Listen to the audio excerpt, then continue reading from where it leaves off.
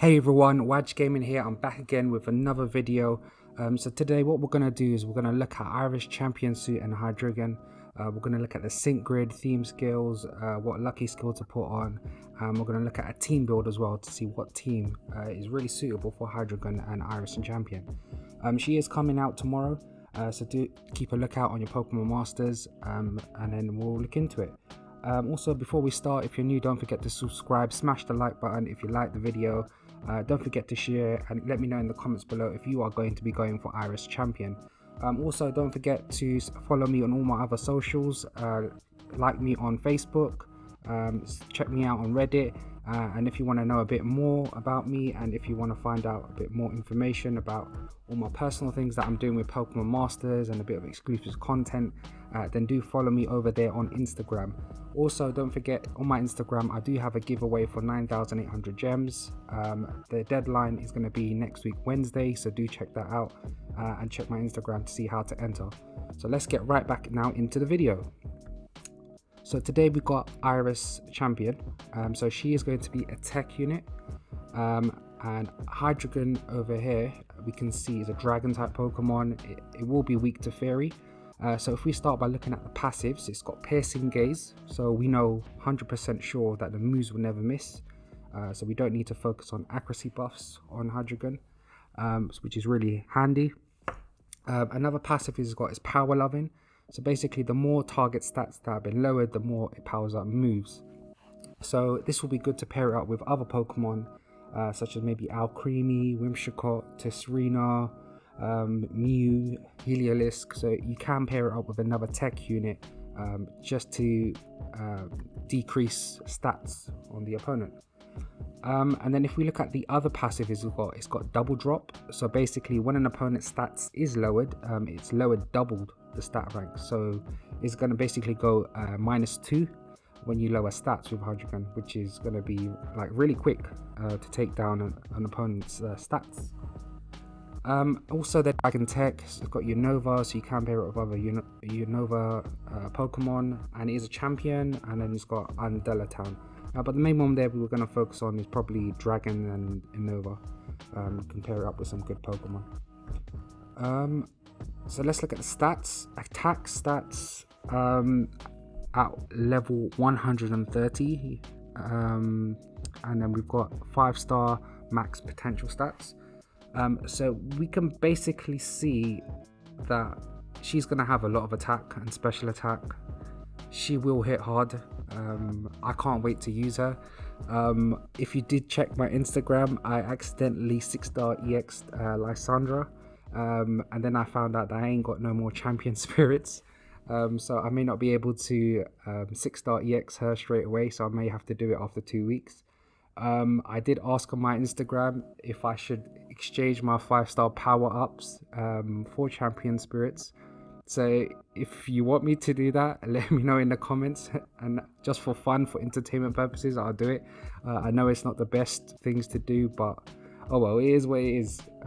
So yeah, let's look at the movesets. Moveset, it's got break-in swipes. So when it does attack with this, it is a physical attack. It will lower the target's attack, and it will hit all the opponents. So as well as hitting all the opponents, it's going to have -2 on attack on the opponents, which is bloody amazing. I can't wait to use it. And then we got Snarl. So Snarl will do -2 as well on special attack, and it will target all the opponents, but it's a dark move. Again, we know Snarl, we know other Pokemon in the game that have used it, like Houndoom, but this one is it's more deadly than Houndoom because it's going to do -2 on the special attack, and it won't miss. And then we've got Dragon Rush. So this is a lot more stronger, but the accuracy is a bit lower. It will only target a single opponent, and it will make the target flinch by a very small margin. And then it's got 3 heads with only 1 move slot. So it makes the move gauge accelerate fast on the field of play, and it also reduces the sync move countdown by 1, and then sharply raises the attack, and then raises the user's critical hit. So when you're pairing something up with this, pair it up with something that can buff critical hit and attack. So maybe Meganium is one, it can do that. Dusknoir could with critical hit and then attack as well. So you could pair it something like that, and then a third Pokemon you can pair it up with would be someone that can also lower stats. I mean, probably the best support in the game is Blastoise, so we know that can raise critical hit, and also it can raise attack and special attack, so that could be another option if you've got him. And then its sync move, it's a dragon physical attack, max power 200 to 240. When it's 6-star EX, it is 1.5, and it's more powerful when the target stats are more lowered. So the more they've lowered their attack, the more powerful the move. So this is going to hit really hard, and I feel gutted now that I ain't got no more champion spirits to 6-star EX. But I can't wait to use her though. I am going to summon on her, so do check out my summons video for her. Moving on now to the sync grid. So let's go over to the sync grid helper. So first what we're going to do is check Hydreigon out for 1 out of 5. So if you do summon on her, let's check out the grid. So definitely you'd want the Snarl move gauge refresh, and then you want all the other sync nodes, and then you can just check out what stats. Do you want to buff up the stats, or do you want to buff up the moves? Because you've got Snarl MP move gauge refresh, you might as well just go for the Snarl nodes. You can go for attack over here, another attack, HP is Snarl, speed, HP, another speed, and defense. Then we've got Dragon Rush, and then Breaking Swipes. Because Breaking Swipes has got the AoE move, you might as well go for that. So we go for that one there, and then we can go for there, and then that should be enough at 1 out of 5. If you want to use all your power-ups. If you don't want to use power-ups, then your best option would just be to go for the Snarl nodes. You could take out for all these, and then you can go for something like this if you want to, or if you're a bit short on orbs, you can just go for something like this. So you've got all the attack buffs and special attack, and you've got the odd speed and HP. And again, if you don't want to use them, you can just take them out, and you can just leave it like that at 1 out of 5. It's up to you how many orbs you want to spend. Okay, let's reset this and move over now to 2 out of 5. So 2 out of 5, we've got more to play with. So again, we'll just use all the base sync nodes here that don't cost us anything.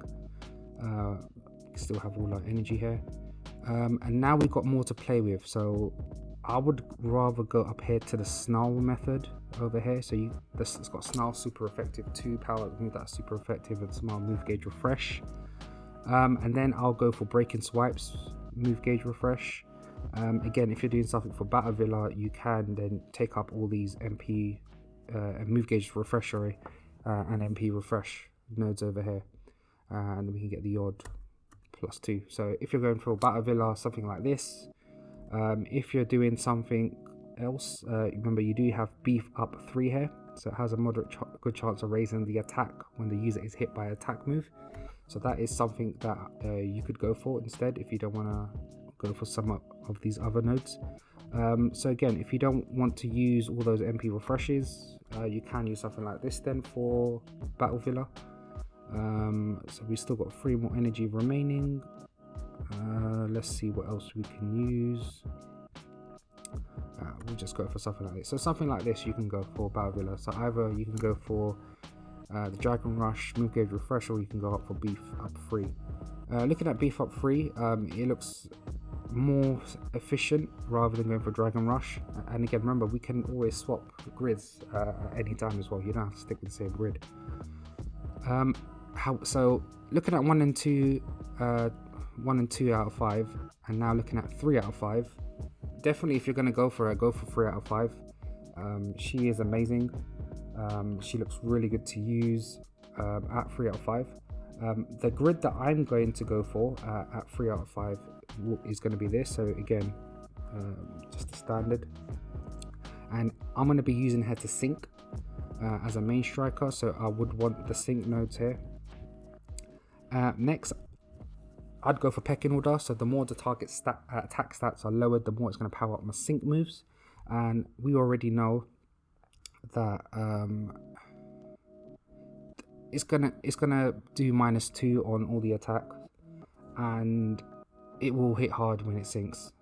So pecking order is probably the best way to go as well. So, and it will power up the sync moves, and it just focuses on attack lowered stats.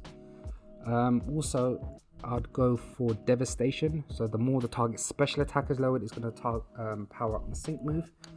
So because of that, I'd go for snarl move gauge refresh.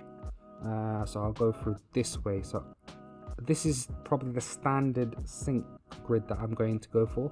Remember, on the grid you also have 3 heads up or ramped up 1, so it raises the special attack of all allied sync pairs when a move is successful, which is, again, it's gonna do well as well for your special attack move, but again, I don't think it needs it. And you still have Dragon Rush Trip Up 6. Sorry you can't see it on the screen, but it is Dragon Trip Up 6. It has a great chance of lowering the target's speed when attack is successful. So if you are looking at an opponent that needs to have debuffs for speed, you can use this on the sync grid. However, I think this is probably the best to go for. Looking at all the other nodes, I mean, it does have ground guard as well, so reduces the damage when it's getting attacked by ground type moves. Again, we haven't had that many Pokemon yet in the game that have been really strong for ground type, so maybe it's something for the next master mode, I don't know, but we'll see. But it is there in the grid, it will be there, and it will be handy to use once we see in action. It also has Break and Swipe Critical Strike 1, so it powers up the attack if they come critical, which again I think will be good to use. But I think overall, but looking at the stats, looking at the passives, I think the best option would be to go for this grid for Hydreigon and Iris Champion Suit. So yeah, that's the end of the video. If you are new, don't forget to subscribe, don't forget to like. Do let me know in the comments if you're going for her, or if you're going to save up for Diantha or Gardevoir. Do follow me on my socials, on my Instagram, Facebook and Reddit. Again, look out my Instagram, I am doing a giveaway for 9,800 gems. So look on my Instagram, see how to enter, and I will be announcing the winner on my Instagram. I will be giving away Apple Pay gift card or a Google Play gift card, depending on which device you use. Smash the like button if you liked the video. If you want me to do more of these, let me know as well in the comment, and then I'll see you all tomorrow for my summons video on Iris and Hydreigon. See you later.